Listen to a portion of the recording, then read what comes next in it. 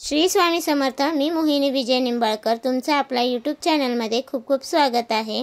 आजच्या व्हिडिओमध्ये आपण बघणार आहोत येत्या 21 जुलैला म्हणजे सोमवारी कामिका एकादशी आली आहे। गुपचूप त्या दिवशी लावा एक दिवा, पैसा सुख सर्व काही मिळेल। 21 जुलैला म्हणजे सोमवारी कामिका एकादशी आली आहे।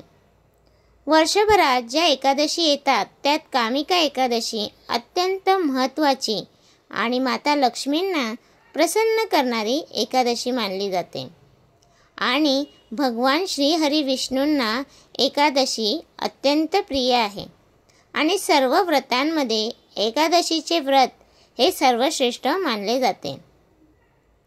जर तुमच्या जीवनात पैशाच्या संबंधित काही समस्या असतील किंवा तुमच्या कुटुंबात किंवा घरात अडचणी असतील, तुमच्या डोक्यावर घर कर्ज असेल, तर 21 जुलैला म्हणजे येत्या सोमवारी येणाऱ्या एकादशीस काही उपाय आपण अवश्य करा।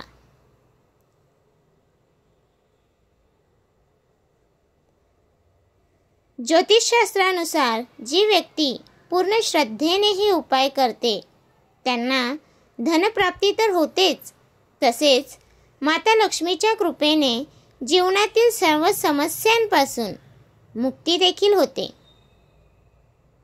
पहिला उपाय आहे तो कर्जमुक्तीसाठी।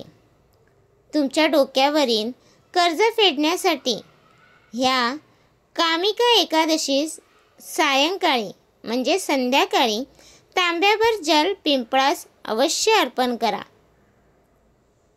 घरात तांब्याचा तांब्या असतो, त्यात पाणी घेऊन ते जल आपण सायंकाळी अर्पण करावे। तसेच आपण त्यापूर्वी एक गाईच्या तुपाचा दिवा आपण तिथे लावायचा आहे।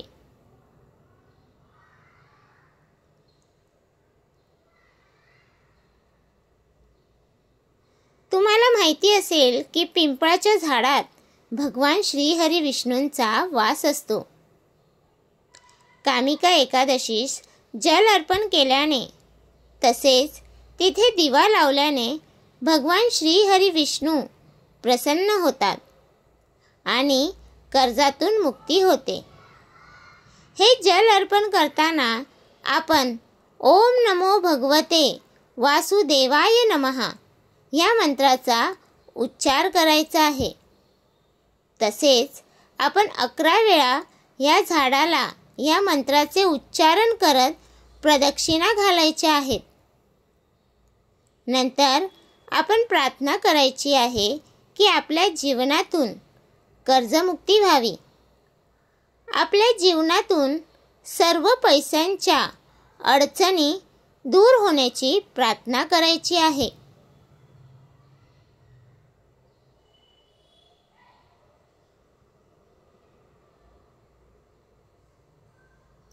या उपायाने कर्जमुक्ती तर होतेच, शिवाय आपल्याला जर नोकरी संबंधी काही अडचणी येत असतील तर त्याही या उपायाने दूर होतात। तसेच ज्यांना अपार धनप्राप्तीची इच्छा असणाऱ्यांनीही या दिवशी भगवान श्री हरी विष्णू व माता लक्ष्मीची विधिवत पूजा करावी।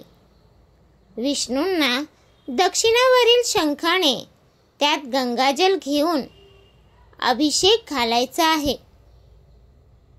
ह्यामुळे माता लक्ष्मीची कृपा आपल्यावरती होते अशी मान्यता आहे की ह्या दिवशी जे लोक मनोभावे श्री सुक्ताचा पाठ करतात त्यांच्यावर माता लक्ष्मी लवकर प्रसन्न होते। तर तुम्हाला हा माझा व्हिडिओ कसा वाटला प्लीज कमेंट करून नक्की सांगा। व्हिडिओ आवडल्यास लाईक कमेंट शेअर करायला विसरू नका आणि तुम्ही अजूनपर्यंत आपल्या चॅनलला सबस्क्राईब केलं नसेल तर प्लीज जाऊन चॅनलला नक्की सबस्क्राईब करा। भेटूया उद्या एका नवीन व्हिडिओसोबत। श्री स्वामी समर्थ।